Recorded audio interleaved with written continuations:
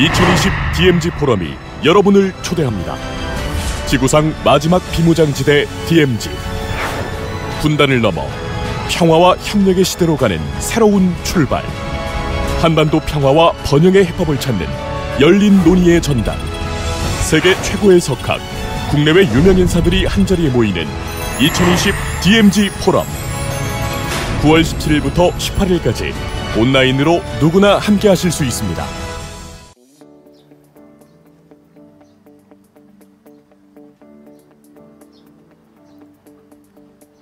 네, 안녕하십니까. 2020 DMZ 포럼, DMZ는 평화를 원한다 함께해 주신 여러분 진심으로 환영합니다. 먼저 인사드리겠습니다. 저는 오늘 개막식 진행을 맡은 아나운서 장선영입니다. 반갑습니다. 2020년 올해는 정전협정이 체결된 지 67년이 되는 해죠.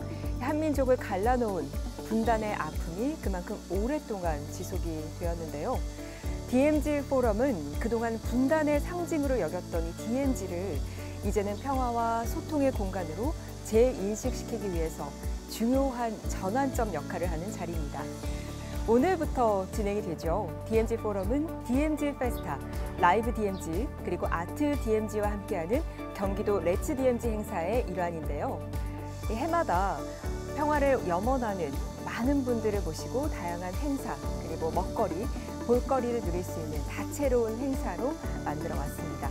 그러나 아쉽게도 올해 포럼은 코로나19의 확산에 따라서 이렇게 비대면 온라인 방식으로 진행을 하게 됐습니다. 하지만 올해도 역시 최선을 다해서 다양한 프로그램 준비를 했으니까요.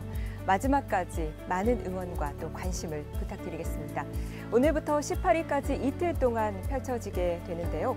2020 DMZ 포럼 지금부터 시작하겠습니다. 자, 그럼 지금부터 2020 DMZ 포럼의 개막식 시작하겠습니다. 이미 많은 관심으로 함께해 주신 분들도 계시겠죠. 하지만 아직은 이번 포럼이 어떤 포럼인지 궁금한 분들도 계실 것 같습니다. 그래서 준비를 했습니다. 2020 DMZ 포럼, 과연 어떤 내용들로 준비를 했는지 먼저 영상으로 함께 만나보시죠.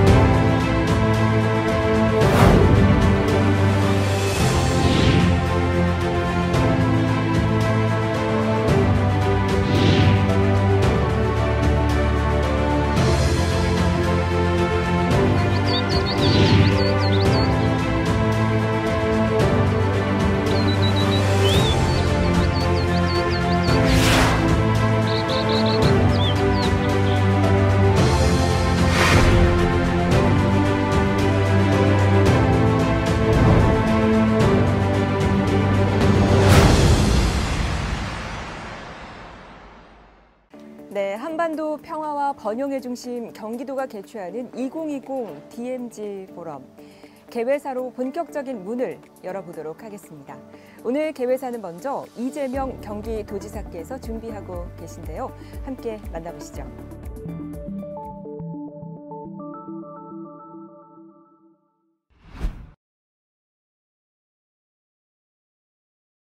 역사적인 9.19 평양 공동선언 2주년을 맞아서 열리는 DMZ 포럼 함께해 주시는 여러분께 진심으로 환영합니다. 경기도지사 이재명입니다. 먼저 렛츠 DMZ 행사와 오늘 포럼까지 이끌고 계신 피스메이커 임동원 조직위원장님께 각별히 존경과 감사의 마음을 전합니다. 이번에 DMZ 포럼을 공동 주최하고 국내외 평화 NGO들을 한자리에 모아주신 동북아 평화경제협회 이사장 이해찬 전 더불어민주당 대표님도 반갑고 또 감사드립니다. 포럼을 빛내주시는 이인영 통일부 장관님을 비롯한 모든 내빈 여러분께도 각별히 감사 말씀을 올립니다. 전례 없는 코로나19 상황 때문에 한자리에 모이는 대신에 이렇게 온라인으로 행사를 열게 됐습니다. 무척 아쉽지만 그 대신에 시간과 거리의 장벽 때문에 직접 참여하기 어려웠을 분들도 함께 고민을 나눌 수 있는 그런 기회가 된 측면도 있습니다. 올해 포럼의 기조는 DMZ는 평화를 원합니다 입니다. 기조에 걸맞게 아주 특별한 분들께서 기조 연설을 맡아주셨습니다. 한반도 평화에 각별한 관심을 기울여 오신 세계적인 석학 조셉 나이 교수님, 그리고 전 노벨 평화상 수상자이시기도 하고 평화운동가이신 리마 보이 여사님을 이번에 모셨습니다. 저로서는 우리 두 분의 기조 연설이 매우 기대가 됩니다. 국내외 최고의 전문가들께서도 기꺼이 패널로 참여해 주셨습니다. 훌륭한 식견을 바탕으로 한 뜻깊은 토론이 펼쳐질 것으로 기대됩니다. 올해는 평화운동 협력 세션도 신설했습니다. 국내외의 평화운동가들이 한반도 평화와 DMZ의 가치, 그리고 당면 실천 과제들을 함께 논의합니다. 정말로 유용한 자리가 될 것이라고 생각합니다. 평화는 양보할 수 없는 가치입니다. 특히 분단의 땅 한반도에 살고 있는 우리에게는 평화가 매우 절실한 과제입니다. 평화를 만드는 것도 평화를 지키는 것도 결코 쉽지 않습니다.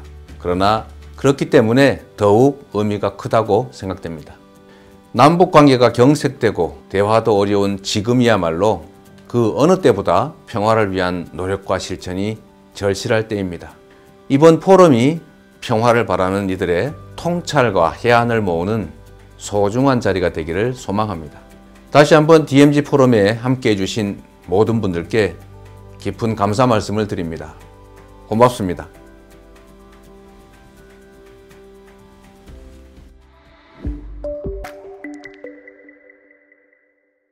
네, 따뜻한 말씀 전달을 해주셨죠. 한 분 한 분께 감사의 마음도 전달을 해주셨는데요.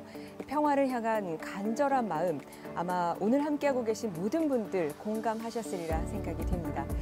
개회사를 위해서 한 분이 더 준비를 하고 계시죠. 다음으로 사단법인 동북아 평화경제협회 이사장이신 이해찬 이사장님의 개회사가 있겠습니다. 함께 만나보시죠.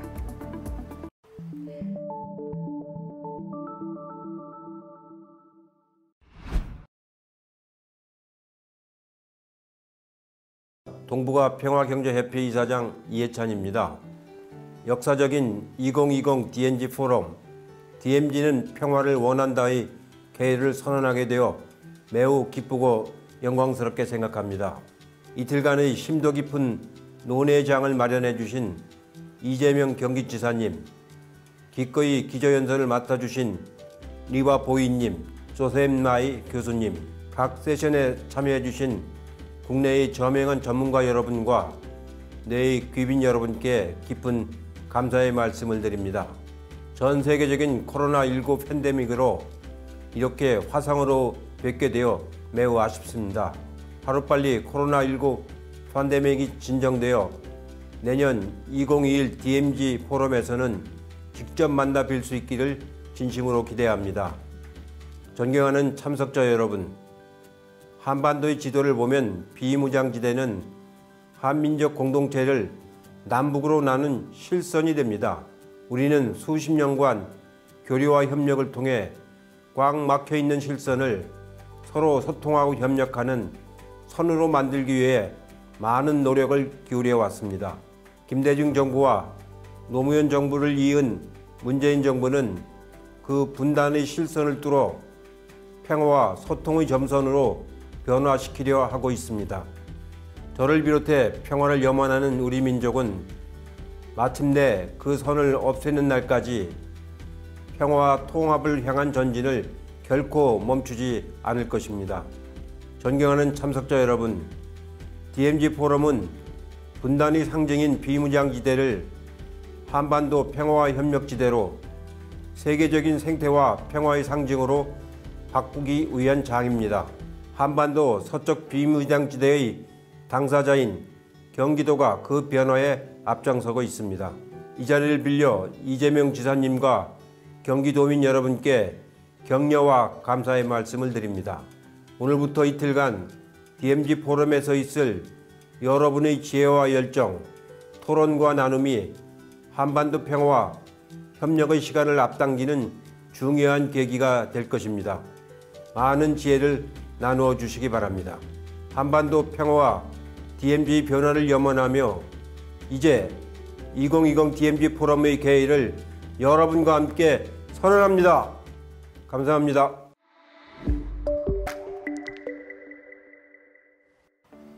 네, 소중한 말씀 대단히 고맙습니다. 두 분의 개회사를 만나봤는데요. 역사의 중요한 현장에 함께하고 있는 것 같아서 저도 마음이 설레고 또 벅차오릅니다. 바로 오늘 이 현장에서 직접 뵙고 이 뜨거운 열기를 나누지는 못하지만 온라인을 통해서도 뜨거운 관심으로 함께하고 계시는 분들 계시죠. 이렇게 많은 분들이 우리나라의 역사 그리고 미래에 대해서 많은 관심을 갖고 계신 줄 오늘 다시금 깨닫게 되는 것 같습니다. 정말 감사드립니다. 오늘 이 자리 덕분에 우리가 더욱더 밝은 미래를 기다릴 수 있는 것 같습니다. 오늘 마지막까지 또 뜨거운 열정으로 함께해 주시면 대단히 고맙겠습니다. 각자 아마 계신 자리에서 같은 마음으로 오늘 이 자리 함께하고 계실 텐데요. 역시 여러분을 환영하는 분들이 또 계십니다. 제가 이어서 소개해드리겠습니다. 대표로 렛츠 DMZ 조직위 위원장이시죠. 임동원 위원장께서 환영의 말씀 전해주시겠습니다. 만나보시죠.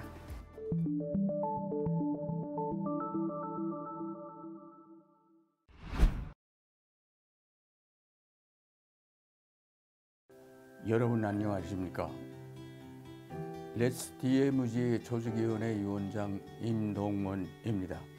이번 DMZ 포럼에 많은 관심과 애정을 갖고 함께해 주시는 내외 기업인과 청중 여러분을 진심으로 환영하며 감사 인사를 드립니다. 한반도의 평화와 협력 방안을 모색하기 위해 모인 각국의 지성인과 세계적인 석학 노벨 평화상 수상자들의 메시지를 온라인으로나마 접하는 것은 무척 특별한 경험이라 할 것입니다. 국내외 전문가들이 펼치는 지혜의 향연 속에서 난국을 타개할 의미 있는 결과가 도출되기를 기대합니다. 오늘부터 열리는 2020 DMZ 포럼은 렛츠 DMZ의 4대 행사 중 하나로 DMZ의 과거와 현재를 말하고 미래를 구상하는 국제 학술 행사이자 국경을 초월한 지성인들의 축제입니다. 냉전과 분단의 유산처럼 존재하는 DMZ, 즉 비무장지대에 대한 분단과 냉전의 유산처럼 존재하는 DMZ, 즉 비무장지대에 대한 평화로운 접근 방법을 새로 마련하자는 취지로 작년에 이어 올해 두 번째 포럼을 갖게 된 것입니다. 2020 DMZ 포럼은 오늘과 내일 이틀에 걸쳐서 하버드대학 조셉 나이 교수와 노벨 평화상 수상자인 리마 오이 여사를 비롯하여 이재명 경기도 지사님의 기조 연설이 담긴 영상을 시작으로 진행합니다. 이번 2020 DMZ 포럼에서 각 분야의 최고 전문가들로 구성된 패널 여러분의 진지하고 열띤 토론을 통해 한반도의 평화와 번영은 물론 DMZ의 평화적 활용에 관한 창의적인 아이디어와 고결을 제시하고 또한 널리 공유하게 되기를 희망합니다. 끝으로 혼란스럽고 예측하기 어려운 질병과 재난 속에서도 흔들림 없이 이 행사를 준비하기 위해 헌신해 주신 모든 분들께 이 자리를 빌어 감사의 말씀을 드립니다. 함께 해주시는 여러분, 이제 시작합니다. 다시 한번 2020 DMZ 포럼에 오신 것을 진심으로 환영하며 유익한 시간 되시기를 바랍니다. 감사합니다.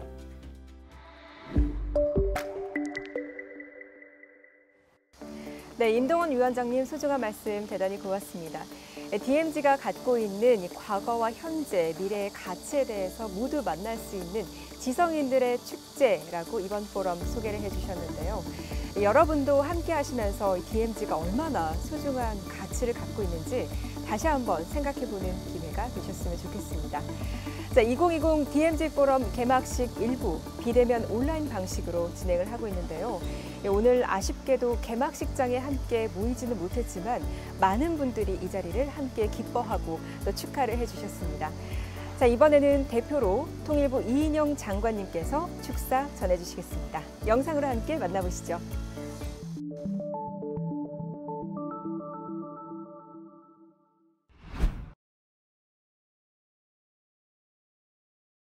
안녕하십니까.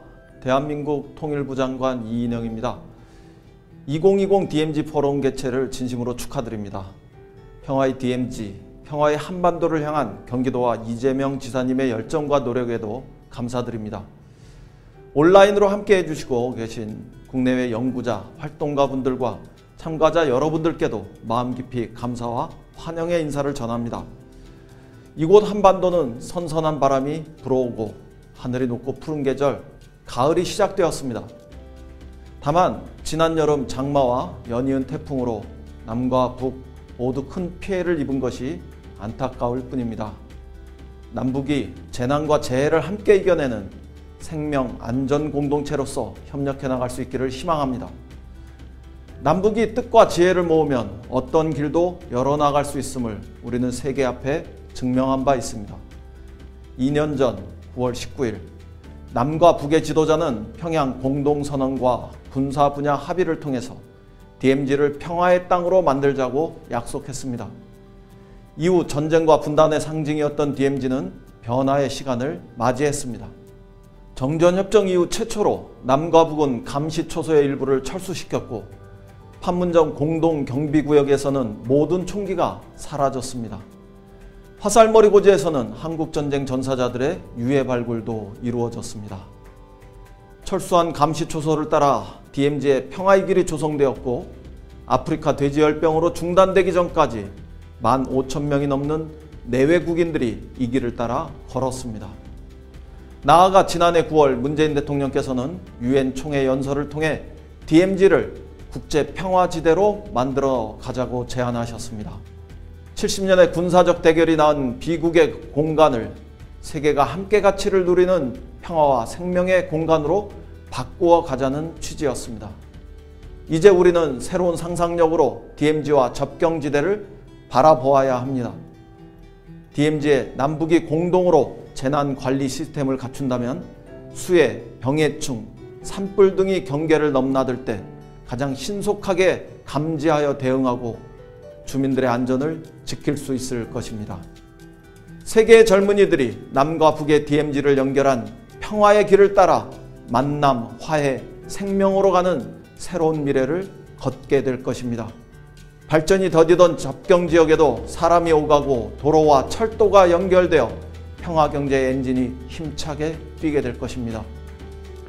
오늘 포럼에 함께해 주시는 내외 귀빈 여러분, 남북관계 복원이 DMZ의 새로운 미래입니다. 남북이 다시 평화와 협력의 문 앞에 설 때 DMZ는 화해와 대화의 물줄기가 시작되는 발원지가 될 것이며 비무장지대는 역설적인 그 명칭을 평화, 생태, 역사적 가치를 세계 속에 발신하는 국제 평화지대로 변모시키게 될 것입니다. 이를 위해 우리 정부는 남북이 약속한 합의사항을 이행하면서 인도협력과 교류협력을 재개하고 대화의 장을 다시 열어나가겠습니다. 작은 것부터 실행에 옮겨서 신뢰를 쌓고 2년 전 평양에서 남북이 함께 꿈꾸었던 한반도 평화 번영의 시대를 활짝 여는 순간도 우리 앞에 도래할 수 있도록 노력할 것입니다. 오늘 이 자리가 DMZ의 평화롭고 지속 가능한 발전을 위한 의미 있는 이정표가 되기를 바라며 내년에는 남북관계와 여러 상황들이 획기적으로 개선되어서 지금 온라인으로 함께 하시는 모든 분들이 DMZ 평화의 길을 직접 걷고 평화의 숨결을 느끼실 수 있기를 바라는 마음도 여러분과 함께 나누어 봅니다. 오늘 막을 올리는 DMZ 포럼의 성공적인 개최와 함께 해주신 모든 분들의 건강과 행복을 기원합니다.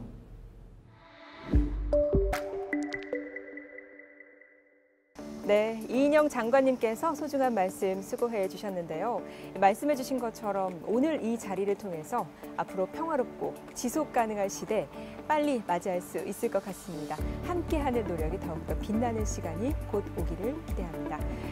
자, 이제 2020 DMZ 포럼 개막식 1부를 마무리하면서 2부로 인사를 드릴 텐데요. 또 여기서 축하 공연이 빠질 수가 없겠죠. 영상과 조명으로 화려한 시각적 배경 그리고 몽환적인 느낌을 전달하는 컨템포러리 국악 그룹 블랙스트링이 축하 공연 준비를 하고 있는데요. 오늘 이 자리를 위해서 감동의 메시지를 준비했다고 합니다. 기대 많이 해주시고요. 저는 잠시 후 2부에서 다시 뵙겠습니다. 블랙스트링의 무대입니다.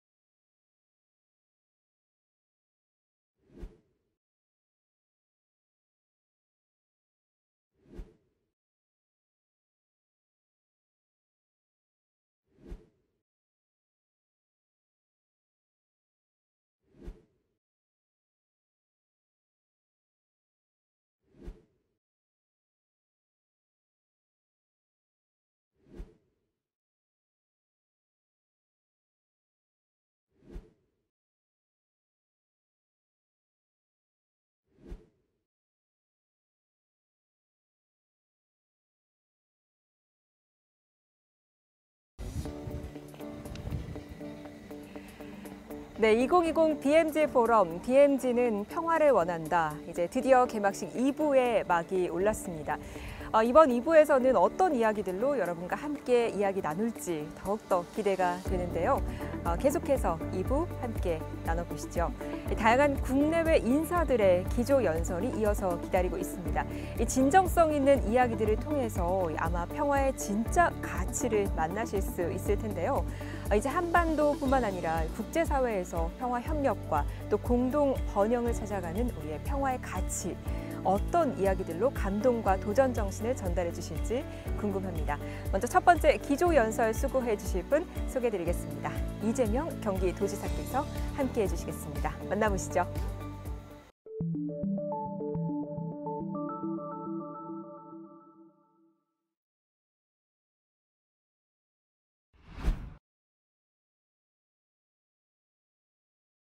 존경하는 1370만 경기도민 여러분, 그리고 한반도에 살고 계신 8천만 동포 여러분, 평화를 염원하는 전 세계 모든 분들께 인사드립니다. 경기도지사 이재명입니다. 진정한 권력은 무력이 아니라 타인의 마음을 사로잡는 매력에 있음을 일깨워주신 조셉 나이 교수님, 비폭력 평화 운동을 통해서 여성의 안전과 인류 평화를 증진시키신 리마 보이 여사님과 이 자리를 함께 할 수 있어 정말로 큰 영광으로 생각합니다. 전 세계가 코로나19와 싸우고 있습니다. 감염병은 우리의 일상을 완전히 바꿔놓았습니다. 당연하게 여겼기 때문에 무심코 지나쳤던 것들이 이제는 얼마나 소중한 것인지 절감하고 있습니다. 만약에 다시 돌아갈 수만 있다면 우리의 일상이 위태로워지지 않도록 더욱 노력해야 되겠다는 그런 생각을 해봅니다. 그러나 안타깝게도 우리는 코로나19 이전으로 되돌아갈 수는 없습니다. 우리가 할 수 있는 일이라고는 평온한 일상을 되찾기 위해서 가능한 모든 노력을 다하는 것뿐입니다. 평화도 마찬가지입니다. 지금으로부터 70년 전 우리가 발 딛고 살아가는 이 땅에서 정말로 끔찍한 전쟁이 있었습니다. 수많은 사람들이 숨지고 수많은 것들이 파괴됐습니다. 이 잔인한 전쟁은 멈추었을 뿐이지 끝나지 않았습니다. 폐허를 딛고 쌓아 올린 모든 것들이 다시 한순간에 무너질 가능성이 여전히 상존합니다. 익숙해져서 느끼지 못할 뿐 전쟁에 대한 경험과 공포는 여전히 우리의 일상을 지배하고 있습니다. 작은 충격에도 쉽게 흔들리고 깨지는 이 불안정한 삶을 지속할 수는 없습니다. 되돌릴 수 없다면 새로 만들어야 합니다. 소극적이고 불안정한 평화가 아닌 적극적이고 항구적인 평화가 우리의 일상이 되도록 반드시 만들어야 합니다. 전쟁의 공포를 끝내고 평화가 일상이 되도록 하는 것, 그 토대 위에서 번영의 성취를 새로 이루어내는 것, 그것이 바로 우리가 지금 이 자리에서 해야 될 일입니다. 평화는 저절로 주어지는 것이 아닙니다. 힘들여 스스로 만들어 가야 하는 것입니다. 우리는 평화를 만들기 위해 끊임없이 노력해왔고 또 성과도 있었습니다. 2년 전 4월 27일 남과 북의 정상이 판문점에서 만났습니다. 문재인 대통령과 김정은 위원장의 도보다리 회담은 전 세계인의 깊은 감동과 울림을 주었습니다. 그리고 그로부터 또다시 5개월 뒤인 2018년 9월 19일 두 정상은 다시 역사적인 공동선언을 발표했습니다. 미국의 트럼프 대통령이 김정은 위원장과 함께 군사 분계선을 넘고 남북 미 정상이 판문점에서 만나는 놀라운 광경이 펼쳐졌습니다. 그렇게 평화의 단초를 만들었지만 평화를 지키는 것은 여전히 쉽지 않았습니다. 베트남 하노이에서 열린 북미 대화는 성과 없이 끝나버렸고 남북 관계는 다시 차가운 각오로 돌아가서 다시는 나아가지 못하고 있습니다. 급기야 남북 교류 협력의 상징인 남북 공동연락사무소도 폭파되고 말았습니다. 아쉽게도 남북 관계는 다시 얼어붙었습니다. 그렇다고 해서 포기할 수는 없습니다. 옳은 길이라면 시련과 고난이 있다고 해도 앞으로 나아가야 합니다. 우리 경기도는 DMZ를 품고 있는 대한민국 최대의 지방정부입니다. 남북 관계의 영향을 가장 먼저 가장 크게 받는 곳이기도 합니다. 그렇기 때문에 남북 관계 발전과 한반도 평화 정착에 대한 막중한 사명감과 책임의식을 갖지 않을 수 없습니다. 평화와 번영의 한반도 시대를 열기 위해서 우리 경기도가 할 수 있는 최선의 노력을 다해 나갈 생각입니다. 남북 간 교류를 통해 신뢰를 회복하고 평화를 정착시켜서 번영의 길로 가고자 합니다. 그것이 바로 남북 모두에게 이익이라고 확신합니다. 그런 차원에서 이 자리를 빌려 몇 가지 협력 사업을 북측에 제안드립니다. 첫째, 한반도 보건 증진을 위해 남북 간 공동 방역과 의료 협력을 제안드립니다. 아프리카 돼지열병과 코로나19에서 보는 것처럼 전염병과 감염병은 이제 국경으로 막을 수가 없습니다. 공동의 피해를 막고 모두의 안전을 확보하려면 남북 공동 방역 협력 체계를 구축해야 합니다. 우리는 이미 말라리아 공동 방역 경험을 갖고 있습니다. 남북 간 보건 의료 분야 전문가들을 비롯한 인적, 물적 교류를 통해서 각종 질병에 효과적으로 대응할 수 있습니다. 이를 위해서 개풍, 개성 일원의 남북 공동 보건 방역 센터를 설립할 것을 제안합니다. 우리 경기도가 쌓아온 방역 역량과 북측의 국가 비상 방역 체계 경험을 서로 공유하고 임상치료 정보를 교류하는 새로운 거점이 될 것으로 기대합니다. 둘째, 임진강과 북한강 수계 관리 협력 사업입니다. 수해 방지와 통합적인 물 관리를 위해서 남북 공동 수계 관리 기구를 설치하도록 제안합니다. 남측은 홍수 피해를 막고 북측은 갈수기 건천화와 물 부족 사태를 예방하는 데 서로 기여할 것입니다. 이와 더불어서 풍부한 수량으로 생산된 전력을 북측에 제공하면 남북 모두 이익을 얻을 수가 있습니다. 셋째, 경기도 접경 지역과 밀접하게 관련 있는 사업에 대한 남북 공동 조사 연구를 제안합니다.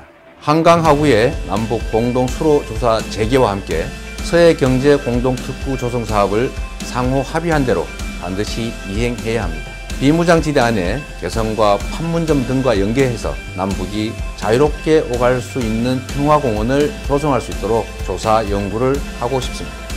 넷째, 남북 공동 산림보건사업과 농촌 종합개발 사업을 재개하도록 제안합니다.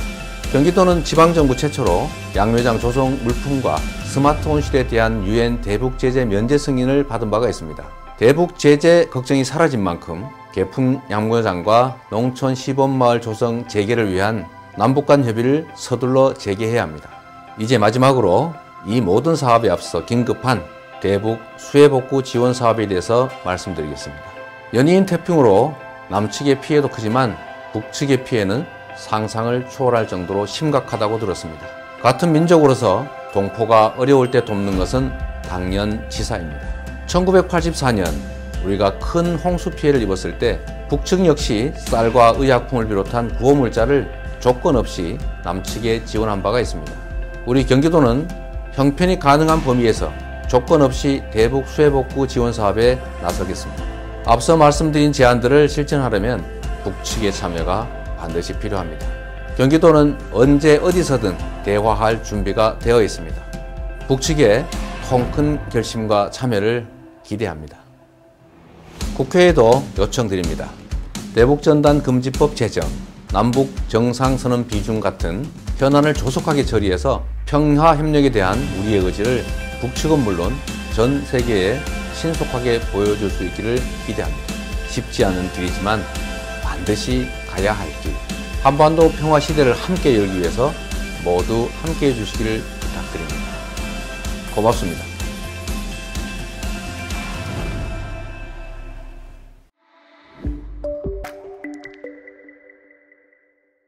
네, 지사님 말씀 감사히 잘 들었습니다. 따뜻한 메시지들 전해주셨는데요.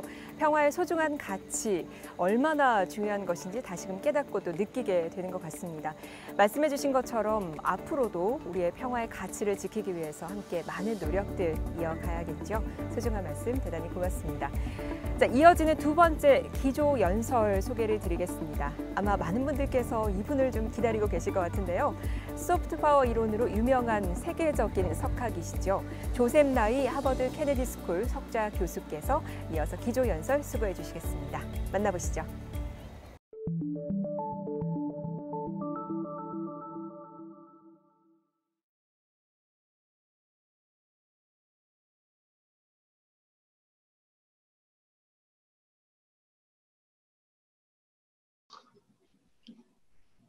It's my pleasure to address the DMZ Forum of 2020 today, and I'm going to speak about China-America relations and peace in Korea. As an introduction, let me say that South Korea is one of the world's great success stories. Over the past half century, it has evolved from an embattled and impoverished country to a prosperous and democratic country. It has done so despite severe obstacles. Geography has placed the Korean Peninsula next to large nations who have tried to limit its independence, and history left the Korean Peninsula divided at the end of the Second World War. The prospects for peace and prosperity are complicated by great power politics.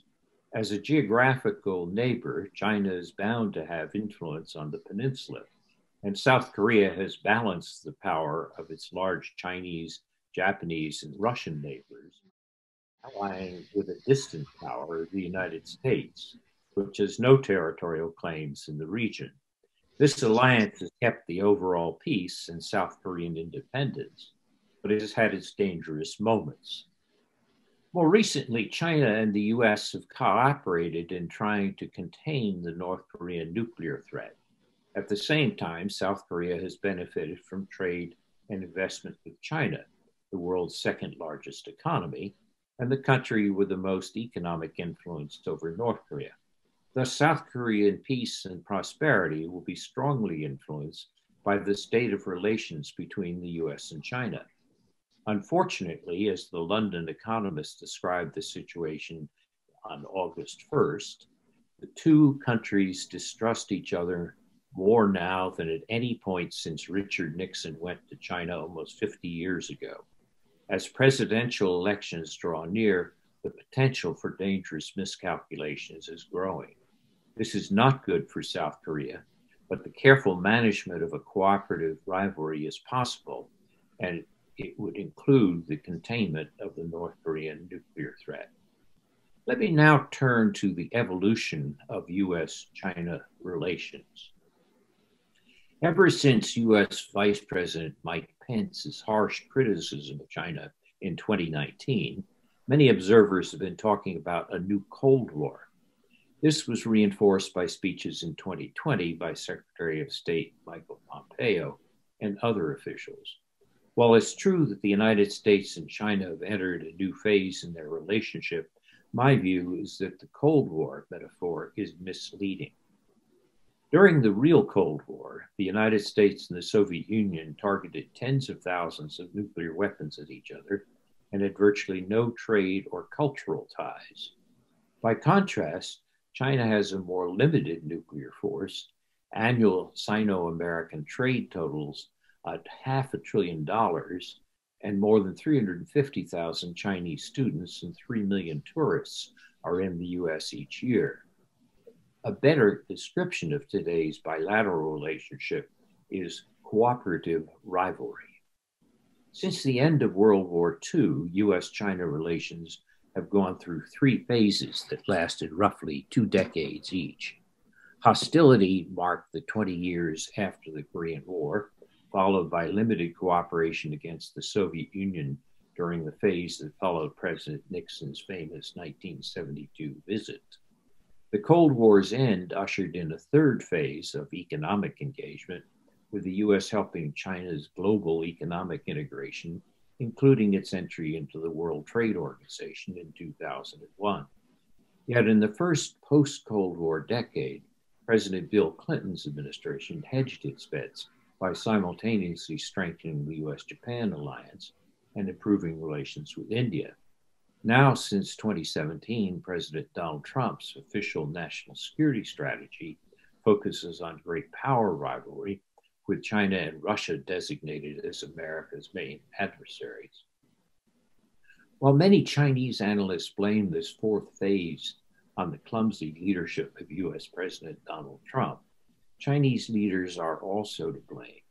By rejecting Deng Xiaoping's prudent policy of maintaining a low international profile, by ending presidential term limits, and by proclaiming his nationalistic China dream, Xi Jinping created disillusion in Washington with the prior American policy of engagement.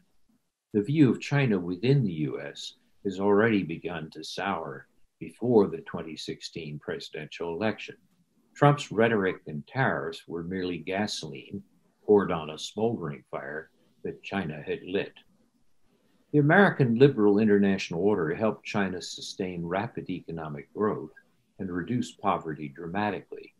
But China also tilted the trade field to its advantage by subsidizing state-owned enterprises, engaging in commercial espionage, and requiring foreign firms to transfer their intellectual property to domestic partners.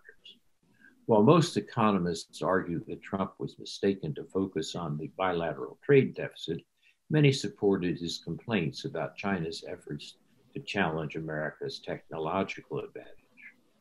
Moreover, China's growing military strength adds a security dimension to the bilateral relationship.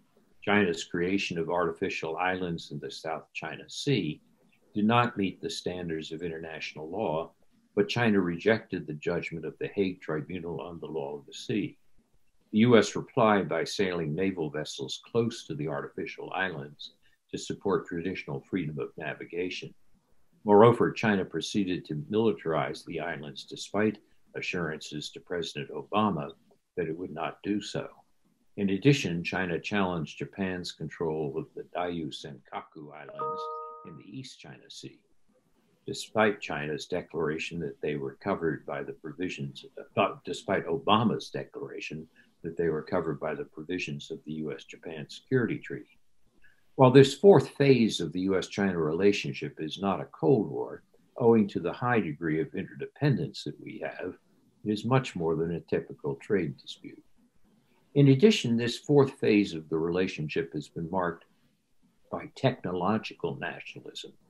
When China listed a set of technologies it aimed to control by 2025, and when Xi announced that China intended to lead the world in artificial intelligence by 2030, it was seen as a direct challenge in Washington. In addition to the efforts of Huawei to develop the fifth generation of telecommunications technology, which would be central to the future of the internet, many Americans felt that it was important to have restrictions on Chinese investment and corporate activities. China complained, but did nothing to ease its already pre-existing security restrictions on American companies like Google and Facebook. Some analysts believe that this current phase in the US-China relationship marks the beginning of a conflict in which an established hegemon goes to war with a rising challenger. In his explanation of the Peloponnesian War, the Greek historian Thucydides famously argued that it was caused by Sparta's fear of a rising Athens. These analysts believe that China's rise will create a similar fear in the United States, and also cite the analogy of World War I, when a rising Germany set hegemonic Britain on edge. However, such historical analogies are much too simple.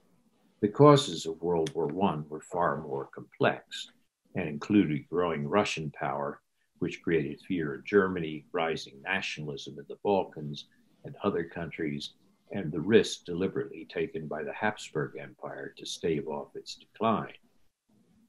Even more important, Germany had already surpassed Britain in industrial production by 1900, while China's GDP, measured in dollars, currently is only 2/3 the size of the US economy.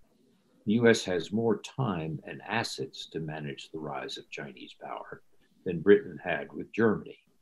China is constrained by a natural balance of power in Asia, in which Japan, the world's third largest economy, and India, which is about to surpass China in population, have no desire to be dominated by China.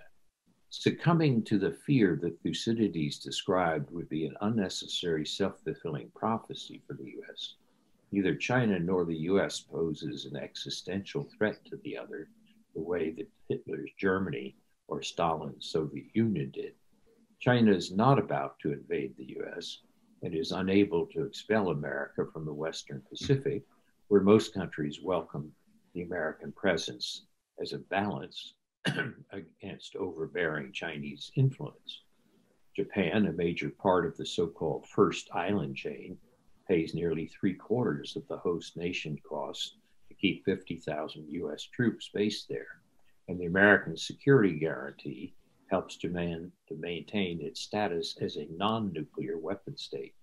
Similarly, the American alliance provides a security guarantee that protects South Korea against potential Chinese encroachments on its autonomy. But like other states in the region, Korea wants good relations with both the US and China. Let me now look at the future of US-China relations. While miscalculation is always possible, I believe that the US can manage its relationship with China without a breakdown into conflict. An American strategy must rest on careful assessment of the China challenge. It's equally dangerous to over or underestimate Chinese power. Underestimation breeds complacency, while overestimation creates fear, either of which can lead to miscalculation. Before the COVID crisis, China had a slowing growth rate and declining exports. China is investing heavily in military power, but remains far behind the United States in global military power. And in the soft power of attraction, international polls show that Xi Jinping thought is not very popular in most of the world. China has a communist party without communism. In contrast, the US support for human rights enhances its soft power in much of the world. Moreover, the United States has major geopolitical advantages. Geographically, it's bordered by oceans and friendly neighbors, while China has territorial disputes with India, Indonesia, Japan, Malaysia, the Philippines, Vietnam, and others. A second advantage the US has is energy. The shale oil and gas revolution has transformed the United States from an importer to an exporter. China, on the other hand, is highly dependent on energy imports passing through the Persian Gulf and the Indian Ocean. The United States also has a demographic advantage with a workforce that's likely to grow by 5% over the next decade, while China's will shrink. China's working age population peaked in 2015, and India will soon pass China as the world's most populous nation. And America remains at the forefront in the key technologies of biotechnology, nanotechnology, and information technology. American research universities dominate higher education, while no Chinese university ranks in the top 25 globally. While the United States holds these high cards, a misguided strategy could lead to the United States to discard its aces of alliances and international institutions, or to severely restrict immigration. When I once asked former Singaporean Prime Minister Lee Kuan Yew why he did not think China would surpass the United States as a global power, he pointed to America's ability to draw on the talents of the entire world and to recombine them in a diversity that enhanced creativity. Given its ethnic nationalism, this kind of openness is not possible for China. A successful American strategy toward China would aim to avoid either a hot or a cold war, while cooperating when possible and competing when necessary. The strategic objective would be to shape China's external behavior by strengthening alliances and international institutions, and by bolstering our economy and technological advantages at home. While China derives power from controlling access to its vast market, so does the United States, while also offering openness and values that greatly increase its soft power of attraction. In addition, America's military power of deterrence is welcomed by the many countries that want to maintain friendly relations with China, but do not want to be dominated by it. The US should regard the China relationship as a cooperative rivalry, where we can pay equal attention to both the aspects of this term, cooperation and rivalry. If we avoid demonization of China and avoid misleading historical analogies such as a Cold War, we can manage such a strategy and avoid conflict between the the two countries. Let me now turn to the problem of North Korea and the implications for peace on the Korean Peninsula. Even if the US and China manage their relationship in a manner that avoids conflict and promotes peace and prosperity in the region, there's still a wild card to the deck, North Korea. Management of that problem will require close relations between Seoul and Washington, but also between Beijing and Washington. North Korea speaks of peace and disarmament, but it is violating its international promises, including its non-proliferation treaty commitments. It would like to disrupt the US-South Korean alliance and to have a freer hand to try to unify the peninsula on terms dictated by the Kim regime. The six-party talks made little progress, and President Trump was only the latest American to deceive himself into believing he could negotiate denuclearization with Kim. But Kim does not want to give up his weapons, and North Korea has announced that it has mastered nuclear strike capability and become a full-fledged nuclear state. Both the US and China have declared that they seek a non-nuclear Korean peninsula, but thus far, they've not been able to bring that about. It's important to dispose of several myths that interfere with clear analysis of the situation. First, Kim Jong-un may be a dictator, but he's not crazy or suicidal. Thus far, he has outplayed the US and China in this high-stakes card game, but he has understood that a nuclear exchange with the US means the end of the regime he's trying to preserve. Second, we often exaggerate how much power Kim's rocketry gives him. North Korea has had nuclear weapons for more than a decade, and they can be delivered to East or West Coast American ports by other means than just rockets. Third, in his game of bluff and chicken, geography provides North Korea with local escalation dominance. With thousands of artillery tubes hidden in tunnels near the border, North Korea can threaten to wreak havoc on Seoul by conventional means. The US found this out in 1994 when it considered a preemptive strike to destroy the Yongbyon plutonium reprocessing plant that violated the Non-Proliferation Treaty, but discovered that its allies in South Korea and Japan were deterred by the risk of conventional retaliation long before North Korea had nuclear weapons. China has often proposed a solution called a freeze for a freeze.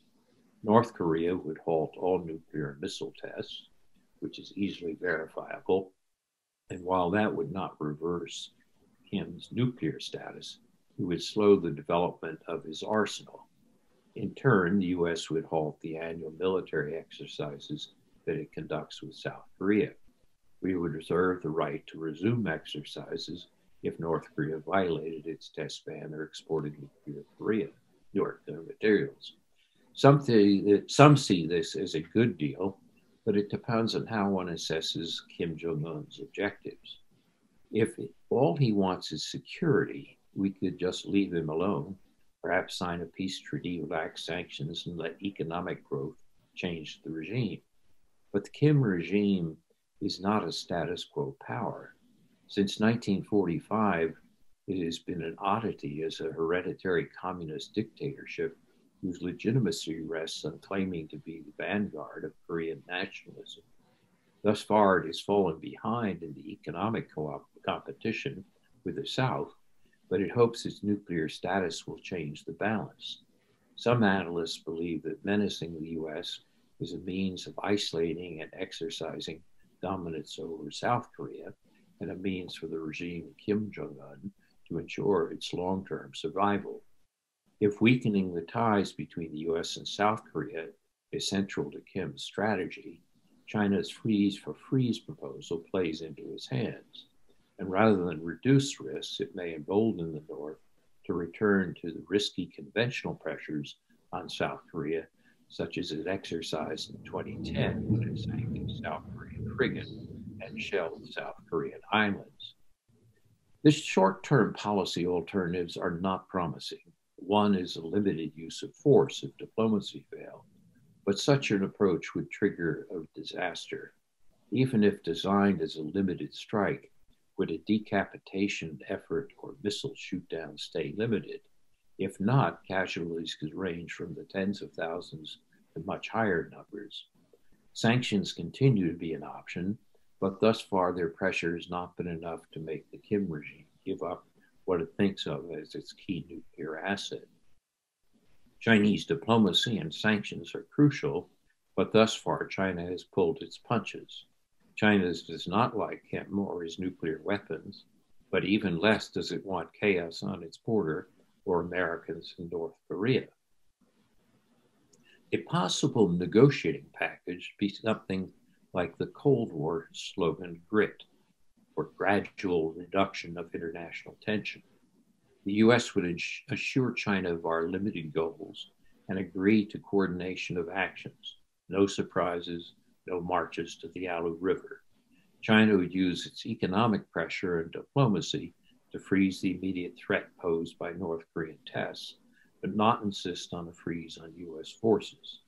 Possible scaling back of US exercises in the future would depend on North Korean behavior towards South Korea. The US would offer to negotiate a peace treaty with North Korea if it accepts détente and takes steps to improve its relations with South Korea.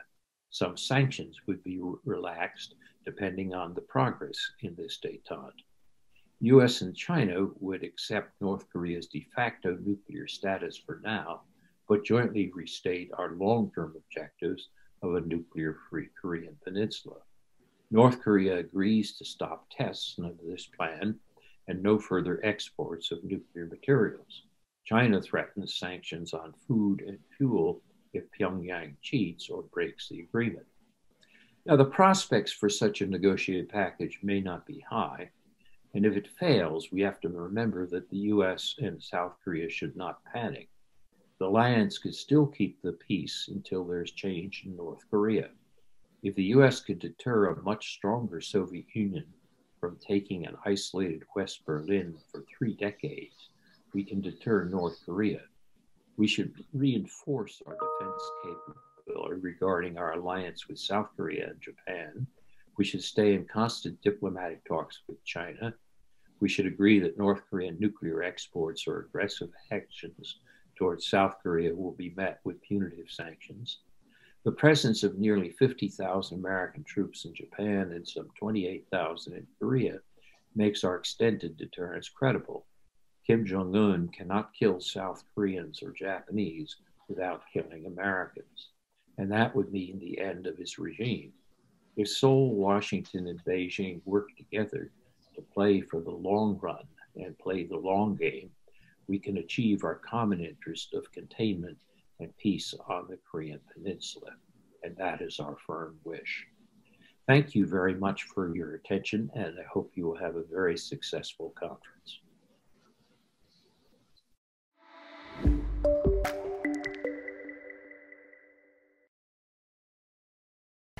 네, 다양한 연구와 활동 이어가고 계신 만큼 또 소중한 고견 나눠주셨는데요. 조셉 나이 교수님 대단히 고맙습니다. 자, 마지막으로 한 분이 더 준비하고 계십니다. 이번에 만나보실 분은 라이베리아의 평화 운동가이신데요. 여성이 주도하는 비폭력 투쟁을 이끌어서 이 라이베리아 내전을 종식하는 데 크게 기여한 분입니다. 이 공로로 2011년에 노벨 평화상을 공동으로 수상한 리마 보위 인권운동가 이어서 소개를 드리겠습니다. 마음으로 전하는 메시지 이어서 만나보도록 하죠.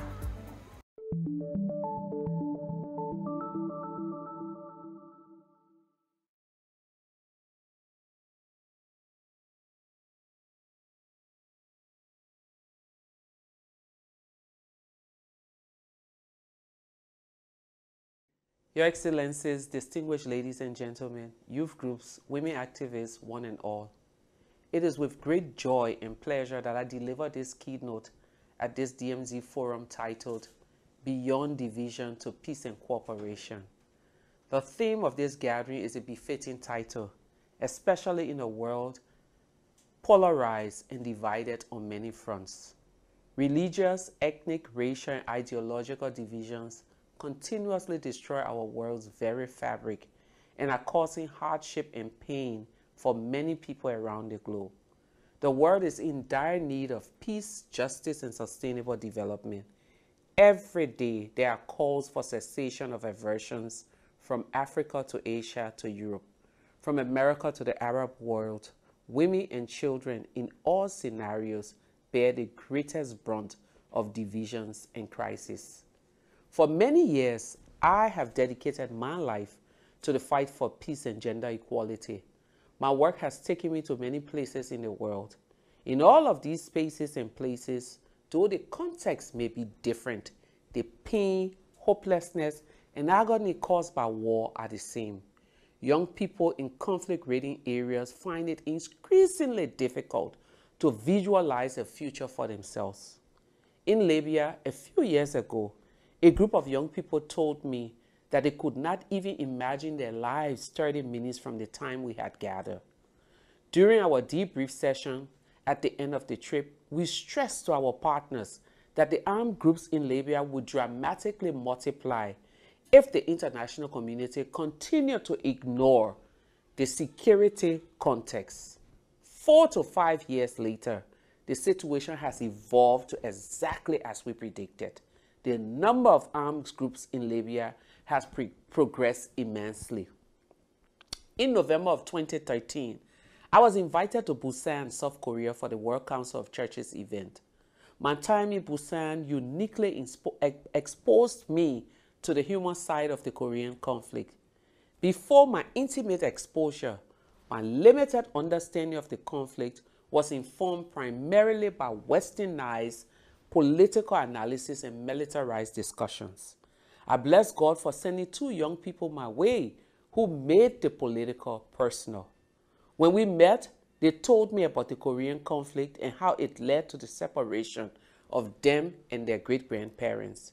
They willed that they were holding on, some of their grandparents were holding on tight to life and hoped to be reunited with their family members one day. I could not help but ask more questions about the tragic nature of their separation from their great-grandparents. And the more questions I asked, the more emotional I became. You see, as a survivor of war, I could relate all too well to how human-made conflicts are readily victorious in separating people from their loved ones. The emotional toll of not knowing when and where you will see your family members is unfathomable. 2 years after Busan, on the 60th anniversary of the division of the Korean Peninsula, I joined a group of 30 women leaders from 12 countries for an unprecedented peace walk across the demilitarized zone that separates North and South Korea. The peace walk called for many things. Prominent among them was an end to the Korean War by replacing the 1953 Peace Armistice Agreement with a permanent peace treaty between the warring countries. 5 years after the peace walk, I have made a list of a few reasons why I courageously walk in solidarity with the women and men of North and South Korea who yearn for reconciliation and reuniting of their families. 1. The most obtrusive of all is my experience working with the women of Liberia Mass Action for Peace. In 2003, a group of us Liberian women started a nonviolent protest, which greatly contributed to ending Liberia's 14-year civil war that killed 250,000 people, forced 500,000 out of their country, and made about 1 million internally displaced within the borders of Liberia. The Women of Liberia Peace Movement taught me that when women raise their voices, even in the darkest moments, dynamics tend to shift. The second reason is my admiration for the power of women's leadership in peace-building processes. In all of my participation in peace negotiations over the past 15 years, I have seen firsthand that when women gather for peace, you see less of the politics of egos and power play. When women gather for peace, we create lasting change by reminding people of war's cruelty. Most importantly, we intentionally place those directly affected by conflict in the center of the resolution process instead of treating them as abstract.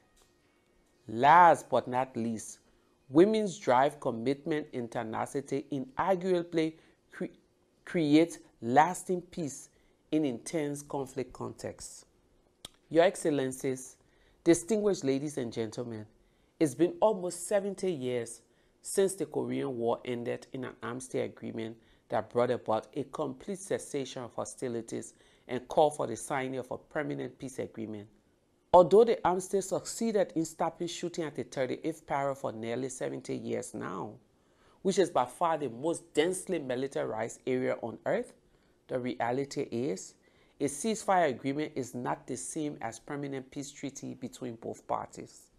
To this day, the 30th parallel constitutes a festering sore on the face of the peninsula, leaving both sides ever on alert with suspicion and fear.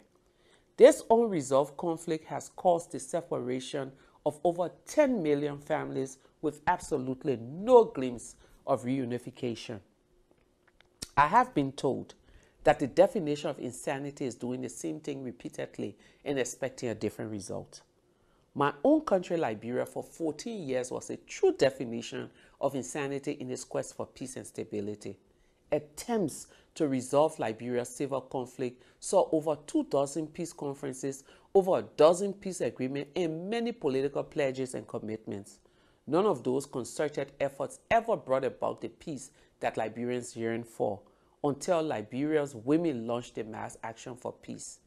In my firmest belief, the campaign changed the trajectory of the peace process.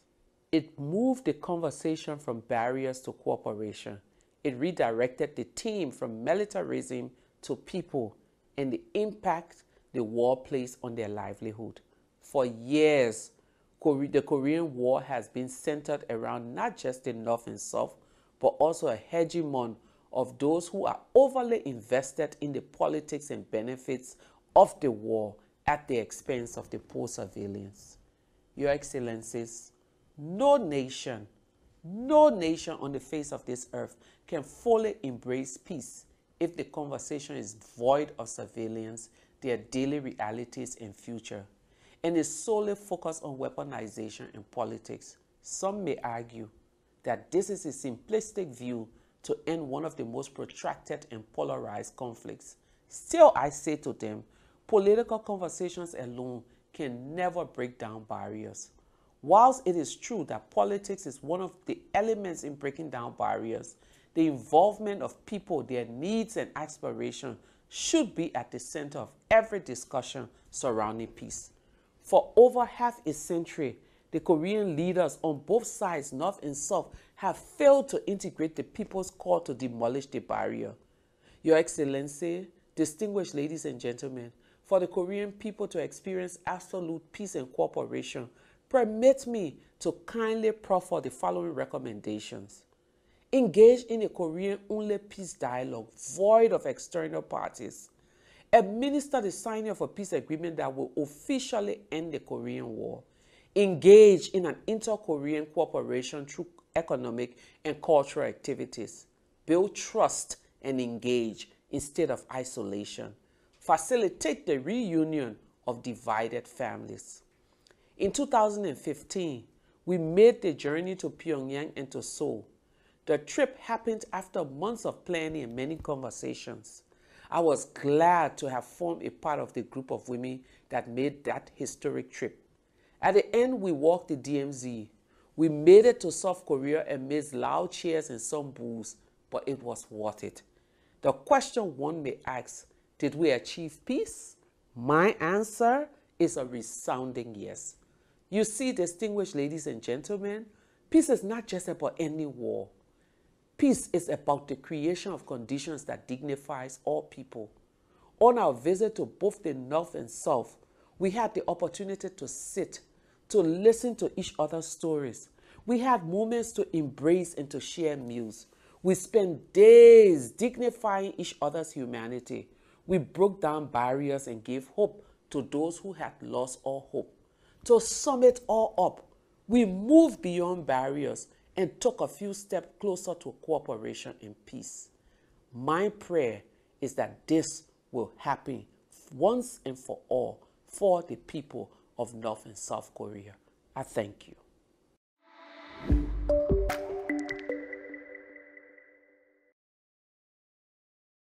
네, 리마보이 인권운동가님, 내전 종식을 위해서 정말 많은 노력을 하셨는데요. 이 살아있는 경험에서 비롯된 평화의 가치 전달을 해주셨습니다. 세 분의 말씀 함께 들으면서 의미 있는 시간 되셨기를 바랍니다.